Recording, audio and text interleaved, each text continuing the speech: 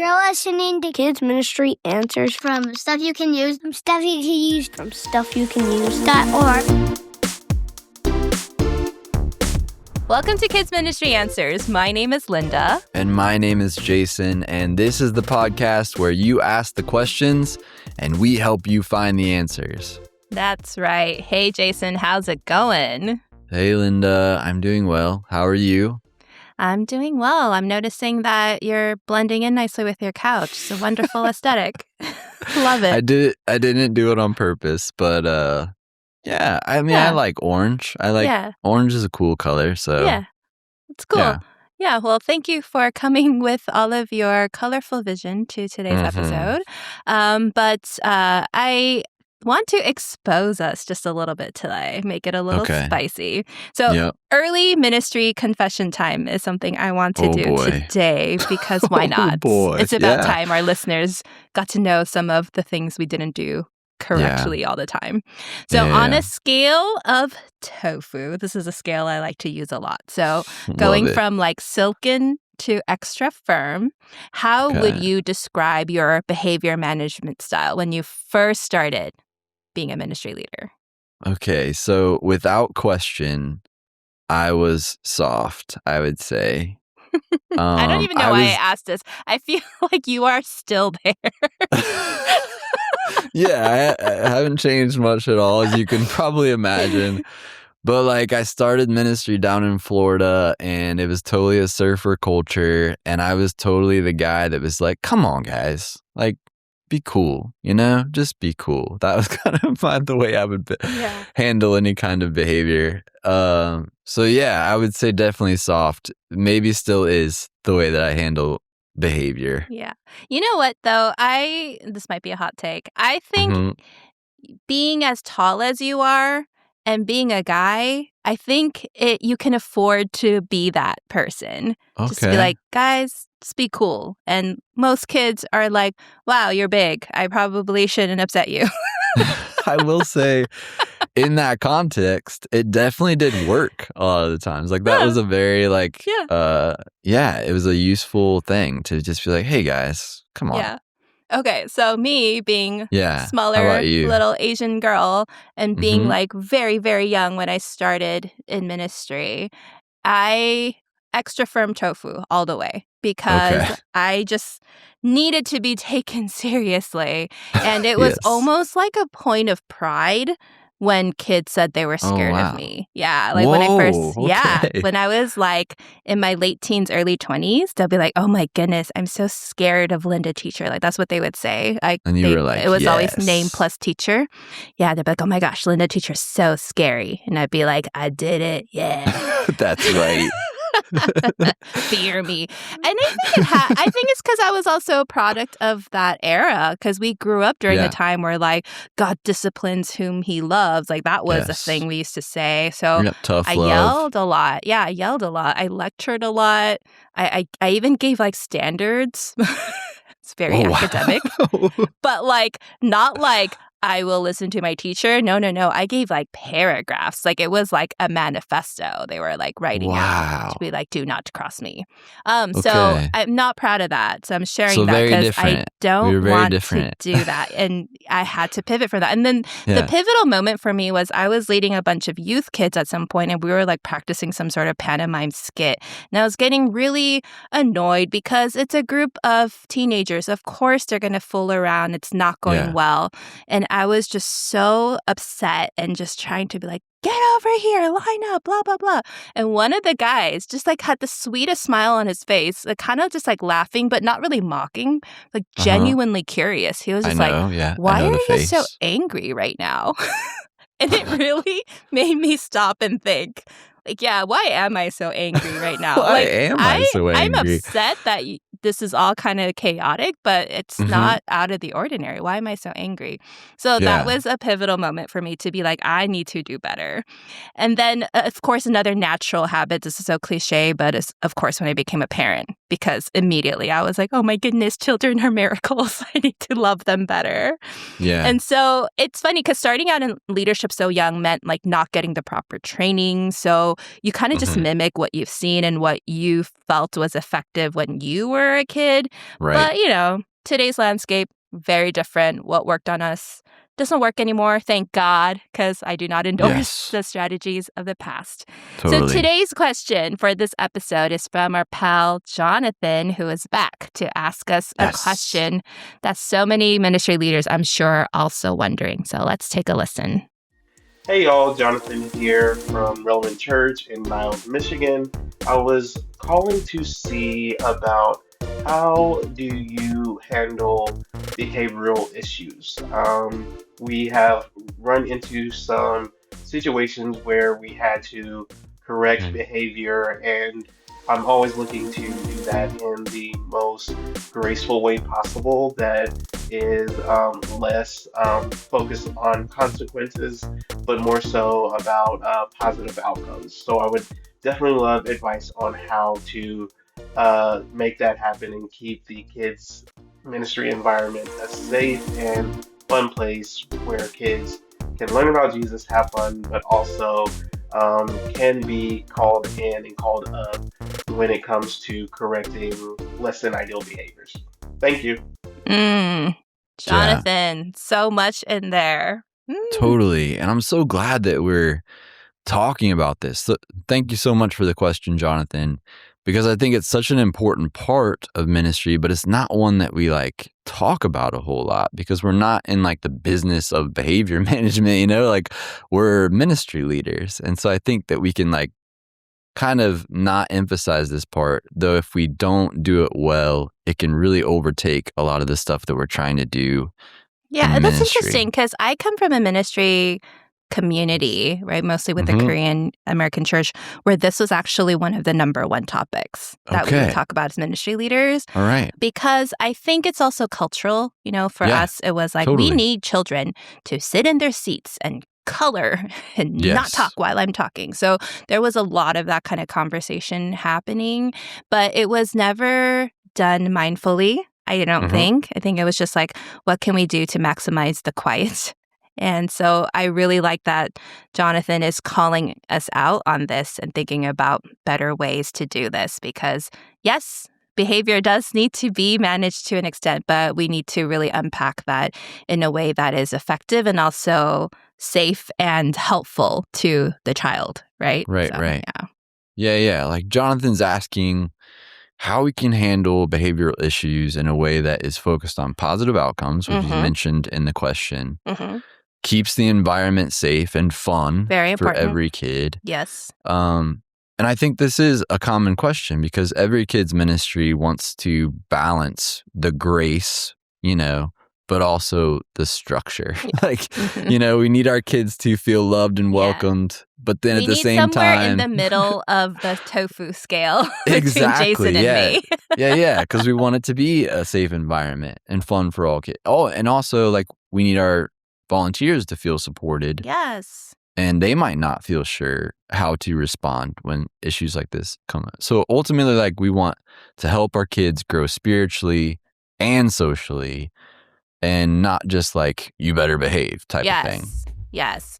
And Jonathan, I love that in your question, you really are thinking about grace because it already tells us you care about the kids, not just getting compliance, which is usually kind of the objective when we talk about behavior management. So before we dive into some things that we've prepared for you on how we might be able to do this in a healthy way, let's talk a little bit about bad behavior. Because before we talk strategies, I think it's really important to reframe how we think about behavior issues, like we kind of hinted at already, right? Because kids are still learning self-control, emotional regulation is still new to them. Social skills are still developing. Their brains are still developing, right? So I don't know about you, Jason, maybe not yourself, but I'm sure you've worked with other leaders who would get frustrated when kids would, quote unquote, act out or not or misbehave. But a framework that I found really important and eye-opening for me is from someone I respect very much. Her name is Iris Chen. She wrote a book called Untigering. And in it, she talks about how behavior is not about defiance or manipulation. Kids are not out to get you, right? But their behavior is signaling unmet underlying needs and nervous system dysregulation, right? It's not just like we're trying to be bad because we're trying to make you miserable. So their misbehavior is often communication that they're tired or they're overwhelmed or bored or unsure what to do. So instead of asking like, how do I stop this annoying behavior? It's more like, what is this behavior telling me? And I think if we use it as information, then it can kind of lessen the stress of it all and get to, well, how can we help?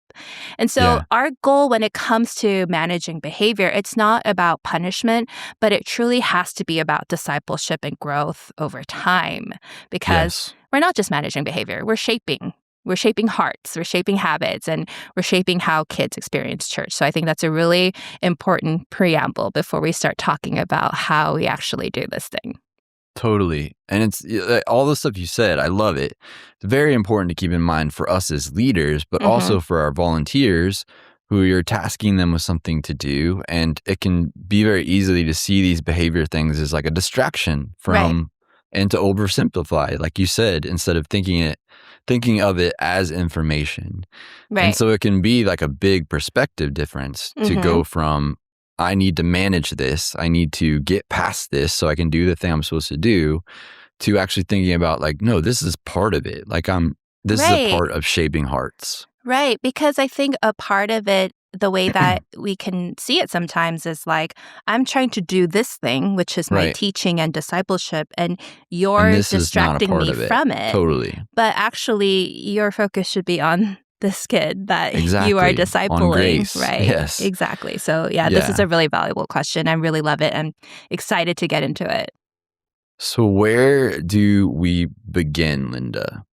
So I would think at the heart of it, we do have to think about behavior as a way to protect the environment for everyone. Totally. Right? So behavior issues don't just affect one child, right? It impacts the entire room.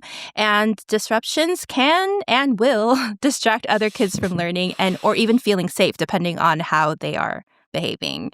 And, on top of that, then we have volunteers who feel frustrated and unequipped even because they're faced with the problem they don't know how to address, or maybe they don't know how to address it in a way that we would approve of or their parents would be happy about. Right. But then if you ignore all of that, I think the tone of the room can quickly shift from safe and fun, which is what we want, to chaotic or tense. And so we have to address behavior not to control everyone, but to really protect everyone. So if that is the goal, then it's really important for you and your entire team to get on the same page about what constitutes a safe and fun environment. And so I would suggest maybe you agree on some non-negotiables. And so these are the things that we need to look out for. This is what's affecting the environment. This is when intervention is needed. So, some things I can think of are like body stay safe. So we don't hit, we don't kick, we don't throw things. The room stay safe. So the chairs have to be where they are. We have to walk, not run. We keep our hands and objects to ourselves, which is part of the body staying safe. We can say things like, when someone says stop, we stop. So we respect each other's autonomy. Words stay kind. We don't mock or embarrass each other. So when you have something like this, and so when volunteers know these are the things to look for that can really affect the safety and fun of our environment, that's when I know, okay, I need to move on to the next thing, as opposed to, I'm just frustrated because they won't stop humming or something. That is not something that's really affecting the environment. It's probably just a little bit irritating to you, right? Yeah. And communicating, having these non-negotiables be clearly communicated, because you can't assume that your non-negotiables are going to be the same as anybody else's. Right. So you really have to state the thresholds it clearly. Are different, right? Totally. And so getting on the same page is huge, because like we've talked about, we want this to be a safe place, not only just to exist, but to learn. So if everyone is on that same page, you can do that. You can kind of make the environment be a place where you can learn, and not a place, not something that derails the process of learning, if that makes sense. Yes, absolutely. So then eventually the reason why we are here today is that ecosystem is now disruptive because of behavior that is impinging on some of those non-negotiables. Jason, Yes. what would you suggest we do when that happens? So we have a framework that we suggest, and it's 3 things: redirect, remove, and refer. Oh, it's the new 3 R's. Yeah, 3 R's: redirect, remove, Actual and R's. refer. Yeah, because like as we talked about before, like when we have a clear process, when leaders have like a clear process, then it helps us to respond calmly, which is very important, but also very Yes. hard to do when these behavioral issues come up. It helps us not to react emotionally. And I think that's Yes. such a big thing. I'm saying a lot of these things, Linda, like Are you just also telling it apply to yourself? parenting. Yeah, like we both are the parents of young people, young Yes. kids. So it's like, I Remember, think Linda. about this all Remember, the time. Jason. But Yes. it's like you said before, like the goal is not punishment, but Right. increasing support when a child is struggling. Mm-hmm. And so when you establish like a go-to framework, like we talked about with redirect, remove, and refer, it really keeps things consistent. It helps your volunteers especially to know what to expect and like how to ask for help. Right. You know, when Right. it creates like a predictable, safe environment for kiddos. So this is the framework that we suggest: redirect, remove, and refer. And you can actually find it in the volunteer handbook that we have at Grow that we've talked about before on the podcast. And we include it in our volunteer tools. So, and it's actually called, redirect, remove, and refer. So that's what we're going to talk about. We're going to start with redirect and move on from there. Yes. So let's get into it. The first thing is to redirect, and that should be your first response. Yes. And it should be simple. Try to redirect the behavior in a calm and respectful way, which we know as parents and as leaders, it's not easy. But No. if the adult in the room is dysregulated, then you have no chance on co-regulating with the child. So get on the child's level, make eye contact, speak in a kind, calm, steady voice, right? And explain, because I've noticed that kids need that. Like, don't just tell them what to do, what not to do, right? Explain why the behavior isn't okay or how their actions may have been harmful to themselves or someone else. And then give a clear suggestion for what they should do instead. So they need that framework of replacement behavior, not just like stop that. So like an example, like a really easy one is like in our church, we would say, like our teachers would say, be like, don't run, stop running, right? But then like for kids, it's like it takes an extra step for them to translate that to, oh, I should walk, right? So I told my leaders, I'm like, just stop saying don't run, just say walk. Just tell the kids walk, right? That's like a very clear directive. Yeah, clear command, sure. Right. Yes. So here's some other examples. Like you can say things like, I can tell you're excited. Let's raise our hands so we can all hear one voice at a time. Yep. So you're acknowledging that I see you, but, like this is what needs to happen so everybody can be heard. Or this one works a lot with kids who actually feel like if they're given a little responsibility, they might behave differently. So like, I need your help keeping the room calm so everyone can hear the story. We can say things like, chairs stay on the floor so everyone can be safe. Can you help me fix it? And oh, those words can hurt people's feelings. Can we think of some kind words to use instead? And then maybe you have a kid who's just like very energetic. You can say, I love how much energy you have today. Can we use that energy to help me set up for today's craft? So these are like small ways that you can redirect privately so that the child is not embarrassed in front of their peers, because that will backfire on you. Yeah. And when many of those behavior issues are solved at this stage, kids will feel seen, guided, respected, and a lot more inclined to follow through on the behavior that you're expecting from them. Yeah, I love this. Like taps into the curiosity of like, how can we solve the issue? Right. And also allows the kid to participate in solving like, it. Help me. Yeah, exactly. Let's be a figure part of the this out solution. together.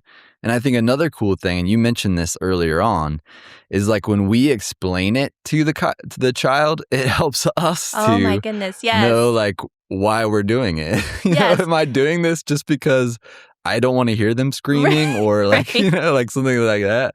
Or Yes. does it, like, when you explain it to them, it gives you space to say, like, yeah, this is why this is actually important. This is why this behavior has become problematic. Yes. I like that. Where would you go from here? We did the redirecting. Yes. Maybe it's not the fix that we hoped it would be. Where do we go from here? Yeah, redirection is, like we talked about before, this is definitely something I hear so much about parenting small children myself. And it totally can work, but when it doesn't, a next step might be to remove. This is like a reset. It is not a punishment. So if a child doesn't respond to redirection, it may be the necessary thing to do is to remove them briefly from the activity. So when you do this, you want to think of it as a way to create space. So give the kid a chance to take a breath, to just stop for a second. And when they come back to the group, then they'll be more like regulated and ready to participate. Right. So this might look like bringing them into a quieter space that is away from the group, away from the screaming, away from the running. And just for a short period of time. So because they might be overstimulated and they might just need that space. Just need to step away and take a breather. There's no need here. And I think this can be something we need to like overdo it when it comes to this reset. It's just a reset for their nervous system, which is probably like out of whack for all the different reasons that you might think it can be that way. So some language to use around this is like, hey, let's just take a break so that you can come back and jump right back in. Like, so they know this isn't forever.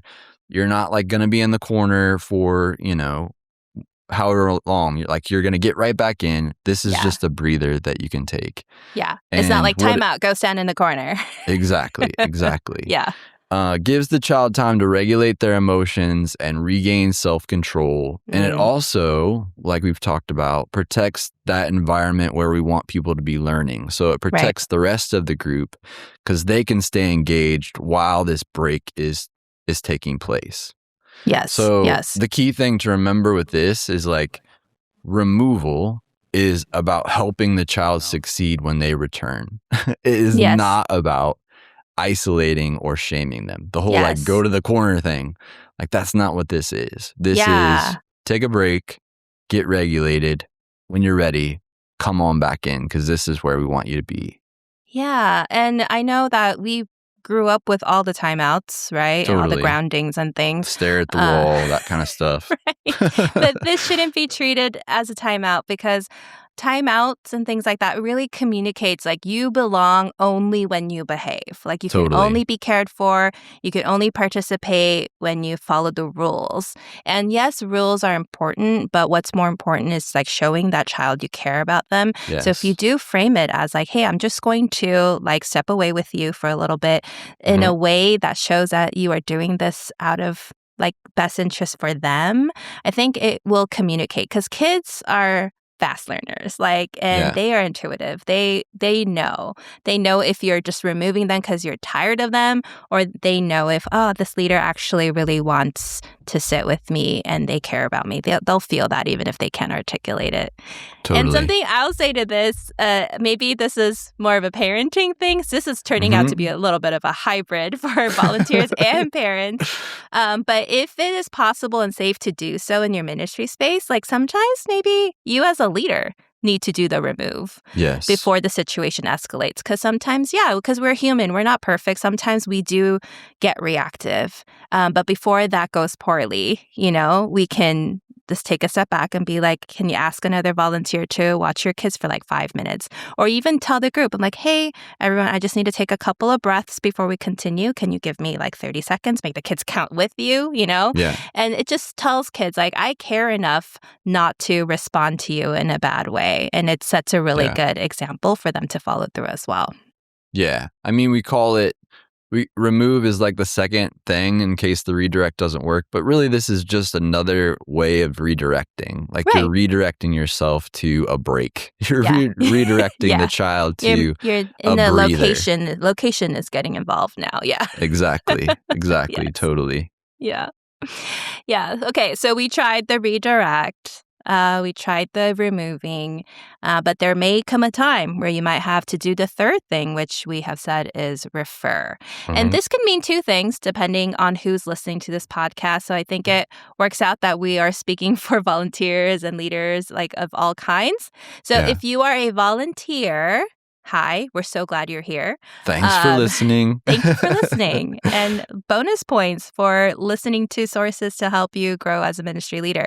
Totally. So for you, if you've tried redirecting a kid's behavior and removing them from activity and the behavior does persist, or you're worried that the behavior might be harmful to other kids, now's a time that you should think about bringing in your pastor or ministry leader, whoever is the person to go to in your space, because you're not alone and you do not have to carry the situation by yourself.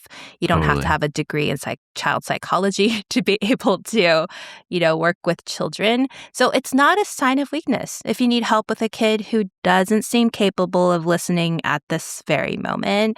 It's actually a sign of wisdom, right? To work together, find a better solution for everyone involved, and getting the right people involved as well.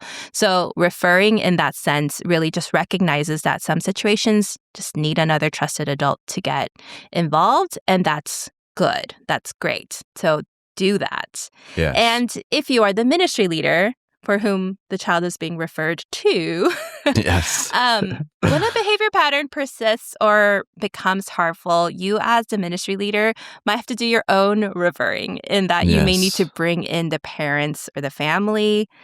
Because in my experience, and in most cases, I think families are already going to be aware of that kind of behavior. And maybe they're kind of like hoping like church will fix it.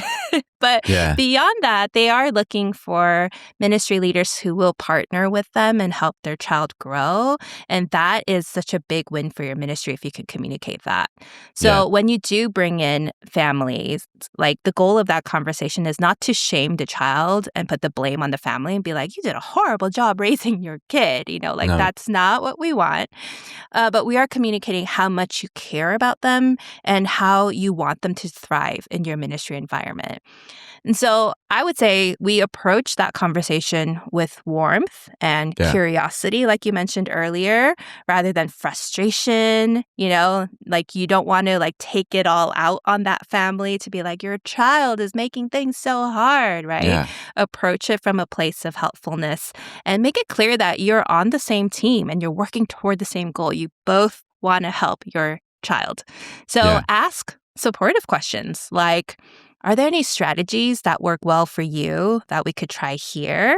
That has been a helpful question for me. Like when I talk with my kids' teachers at school, they'll ask, like, what is some language that you're using at home that communicates such and such to them? And I ask the same questions in return. I'm like, what are you doing? That seems to be working. It's not really happening for me here at home. So having that exchange of knowledge has been really helpful. And it really does feel like a partnership in that way. Yeah. Another thing you can ask is there a comfort item or a small tool that helps them feel more secure that they might want to bring with them? Because usually there is.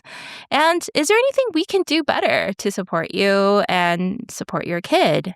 And these kinds of questions really communicate care, collaboration, and it removes judgment from the equation, because when families feel respected and included, they are far more likely to jump into the conversation and partner with you and help you figure out a solution together. Totally. Yeah, I love all that. I think in my own personal experience, I try to do this sooner rather than later. Yes. And this is why, like with the partnership idea, and you mentioned it before, like it's probably a very small occurrence that the parent's going to be like, I never knew. Like I never had any idea that was, they're usually going to know and they're going to have strategies. And I think for me, it's like, I don't want to be doing something vastly different for this child that they're not accustomed to at home. So I want to be partnering with the parent to work on this together. And so even if I see like the beginnings of something that might turn into something that like, is detrimental to the learning environment, I'll talk to that parent, get out in front of it to say like, hey, I've Yeah. noticed this thing. Not, I'm not like raising any flags or anything, but I Right. just wanted to know like, what do you guys do Mm-hmm. when you're at home and this comes up? Because I don't want to be doing something vastly different. Right. Right. That's really important. And I think sometimes parents will come to you looking for solutions. Right. They'll be like, oh, my kid is not great at XYZ. And that is a really good opening for you to talk about the things you see. I mean, like, don't go extra and like try to diagnose them or anything. Yes. Like, that's rude. But you can just talk about some of the observations that you've made while working with your child. Well, I noticed that Jaren likes to do this. Does he also do this at home?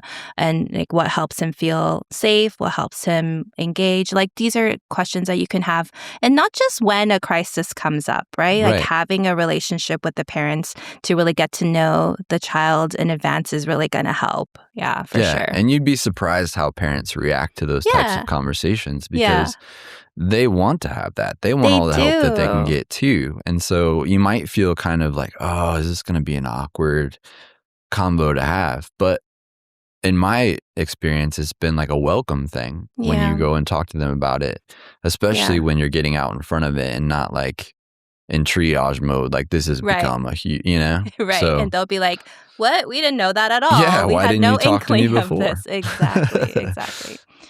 Okay, so redirect, remove, refer. These are great little things to put in our toolbox to help us with our behavior management landscape.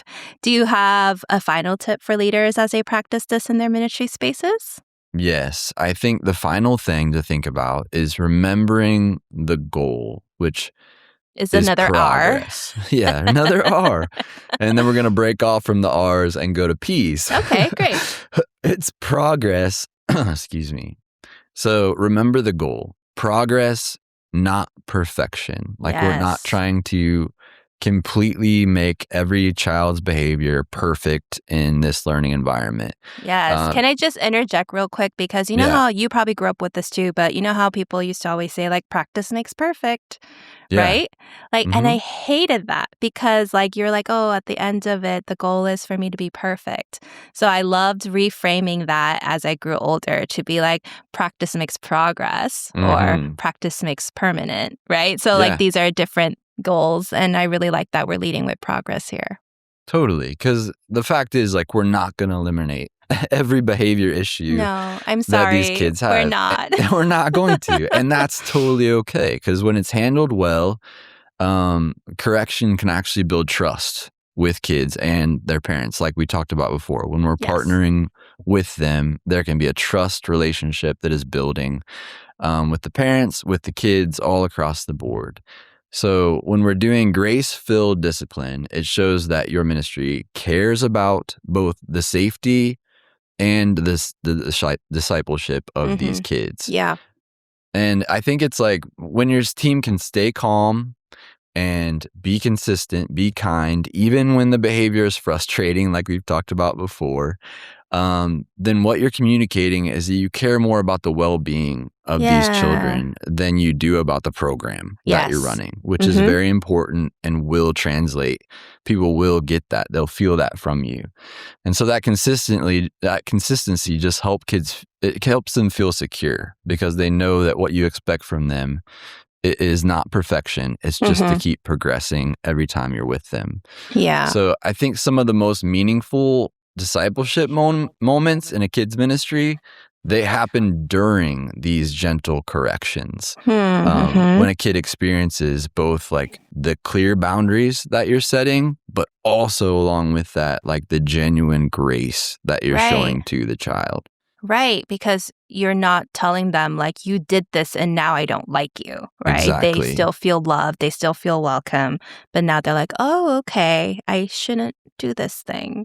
Totally. I had a parent come up to me one day, I don't know, a few months ago, and she was just so flustered because she was like, oh, like my son doesn't listen, right? Like he's so wild and he's all over the place, right? Isn't it so difficult for you? And she was like super apologetic. And I was just like, no, like, I'm like, Yeah. I could, and I was like, I could understand why you feel that way. But, he comes to the space with a lot of energy and he's just expressing himself. So we give him time to like not become less stimulated, and Hmm. we like structure it in a way that he can participate. And so she was so really grateful that we thought that through, and that like we see what she's saying and we're not just like, no, you're crazy, he's not like that. Right? But at the Yeah. same time that we are actually employing strategies to help him acclimate and help him be a part of this ministry without burdening her so much. But then also hearing her, I think that was a really powerful win for our ministry that day. And so, like, Totally. to that note, like, I think we also have to remember that every kid is wired differently. Every Hmm. leader is wired differently. So just because it worked in one situation, it doesn't mean it's going to unfold in exactly the same way with another. And you'd be like, oh my Yeah. goodness, I had this exact same conversation with Alyssa, but it's not working. Hmm. Why? Right? So, Yep. and that's okay. That's normal. That's part of the unique divine design. So treat each child with dignity at the end of the day. They are all image bearers, and just don't treat them like mini grown-ups who need to follow protocol and should know better, because they don't. And that's why they're here. They're here to be discipled by you. Exactly. And I think you'd be surprised. Like some of these moments of graceful correction can be really important to a Yeah. child. I had a kid once, I had a volunteer with me, so he needed to have a removal time, like take a breath, take a breather, and I Yeah. was able to go with him. And it was Yeah. like while the video was playing, so I could kind of chat with him about what the video was about. And that was the stuff that kid remembered and like said back to me later. So it was during that moment of correction that actually messages were actually getting through. And so Yeah. it's not like a throwaway time. It's not like, oh, does this really matter? That can end up being the thing that the kid actually like thinks about later during the day. Yeah, it's so interesting because I told you, like, when I started out in ministry, I tried to be a very fearful leader. Not Yeah. fearful, feared leader, because I was very fearful inside. I'm sure I was compensating for something. So I think when I was an early like ministry director, I Yeah. would just say things like, let me be the bad guy. Like I would tell my volunteers, like, if you're having trouble, send them to me. Like I'll show them what's up, right? Yeah. But then like later, like as the years went by and I learned and I grew, the teachers would send their quote unquote problem children to me, and I would just Okay. sit with them and I would just chat with them, like in our office. I'd just be like, Yeah. hey, do you want to tell me what's happening? And we just chat. I'm like, are you hungry? You want a snack? And then like, and then they'll just feel better and I'll send them on their way. And then my volunteers who have at this point been with me for many years will be like, that's it. Like, that's all you're going to do. It's like, Yeah. yeah, he doesn't Yeah. need anything. He just needed some space. And so Yeah. it's really great to lead from a place of care and not like, my program needs to run smoothly. Exactly. Right. Exactly. So yes, Jonathan, thank you so much for asking this super important question. You Yeah. know, it's not easy, and we hope that we continue learning and growing, because the longer we're in ministry, we'll probably find even better ways to do this. But we hope that this was helpful for you as you work with your ministry leaders and listeners. For all of you who are listening, we hope that this Yeah. was helpful. And so just to do a quick recap, we talked about how we can start by protecting the environment for everyone. And then we talked about the 3 R's, so new R's, which is redirect, remove, and refer. 3 things that you can do when you see behavior escalating and not Mhm. changing.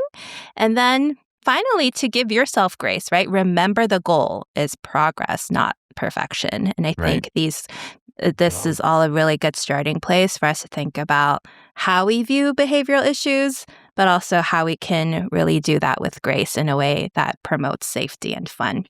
And Yes. so these things are talked about in some resources that we have here at Grow. So we have the volunteer handbook that Jason mentioned earlier, which is where you will find our 3R framework. And you should stop calling it that, because that's not what it's called in our handbook. But you can find that and read more on that there. We also have parent conversations. That's a tool that we provide for leaders to have with parents. And one of those topics covers behavioral problems. So Yeah. these are things that could be helpful to you. So go ahead and check them out at growcurriculum.org, and we'll link the products in our show notes. All right, Jason, that was a heavy topic, but we got through it. I think we learned a lot ourselves along the way. Yeah, this one hit home like with a 6-year-old and 11-year-old. There was a lot of crossover between like parenting and what we were talking about today, but it's all good. It all hit home in a great way. Yeah, and even like the difference in strategies and how you talk to your 11-year-old and your 6-year-old, right? Yep. Like there's so much to be said here.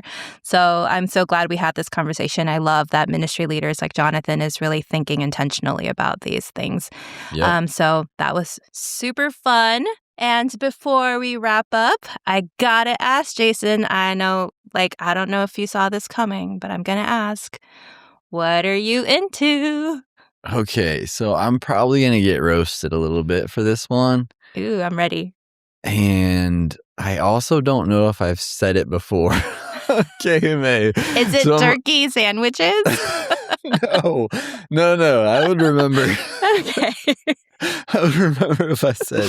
All right, so you know the protein like fad that's going on. People are putting protein in every single thing that you can put protein into. Yeah, I'm into that. I'm like interested in all the different ways people put protein into things. Like I know that Starbucks just recently put protein in their foam somehow, and they also have like we don't know how. They figured it out. Like that to me is a weird thought. Like how do you put protein into the foam on top of a drink? I don't think I want to know. Made of egg? I don't know. I don't want to know. But that is what I'm into. I'm into actually specifically different kind of protein bars. Okay. That you can make. And you can make them really delicious. You make protein bars? You know what? My wife makes them. Okay. All right. Which I don't. Thank you for your honesty. Yeah. I had to be honest in that moment. She does bake them and she makes really good ones. So I'm into that. Okay. What are you into, Linda? I've heard you say the protein thing before. I don't know if it was on the podcast. Man, I'm really hoping that I didn't say it on the podcast. But that's how much you're into it. You're still into it. No, because if I double down on protein, people are going to be like, this guy. Man, loves to work out and eat protein. Loves to work out and eat protein. It's not the vibe I want to give off, but maybe that is, whatever. I mean, it's okay. You can own it. I will. I've never tried it just because I've never really had an inkling for like I need more protein in my coffee or whatever. Yeah. But I love that for you. What I'm into is kind of adjacent because it is about coffee. Okay. And I am super late to this game because this thing has been around forever. But I am just newly into the mocha pot espresso maker. Do you know? You've seen them. It's like the 2-part. It looks like a kettle that's resting on an inverted kettle. I don't know how else to describe it. It looks like a little hourglass. Totally. And so you like put like the coffee grinds and then like you put it over a stove and you boil the water and the coffee comes out through this little funnel. Yeah. It's like a little espresso maker. Yeah. So the way that I discovered it is because I've learned that I am a terrible barista. Like our podcast producer, Caitlin, who's listening to us right now, is an excellent barista. She makes the best coffees. Yes. And so I was like, I can't do that. 1, because I don't actually have an espresso maker. And 2, because I just can't do it. Yeah. And so I tried doing the whole pour over situation and I realized I don't have the patience for it. But the mocha pot, like you just put it all in and it like boils it and spews it out for you. That sounded really gross, but you know what I mean? And it's all ready. Like it. You like it. This is like an effective way for you to. Does the coffee taste better? Or is it just a cool way to do it? I mean, I think it's richer. Okay. Because I don't know. But I know it might just because it's new and I like it. Like, ask me again in a month. Maybe I'll be like, I hate it. But for now, this is what I'm into. I'm not into. This mocha pot thing. Right. Maybe we have to switch up the segment. Jason, what are you not into this month? But yeah, so it's going well. Me and my mocha pot, we're happy right now. Cool. I'm glad. Well, Jason, as always, such a pleasure to hang with you and to talk about really important ministry things. Always a blast. Listeners, thank you for tuning in. Jonathan, thank you so much for your question. Yes. We loved having you on here. And I also have to say this, maybe to embarrass him a little bit, but we talk back and forth a lot on Instagram because Jonathan responds to all our posts. And he is so clever. He's so witty. Love talking to you. So glad that Thanks you do for all everything, of that. Jonathan. Exactly. If you listeners have a ministry question that you want us to talk about next, please send us a voice message at kma.show because we would love to talk about it. And until next time, everybody, stay safe. Bye. Bye.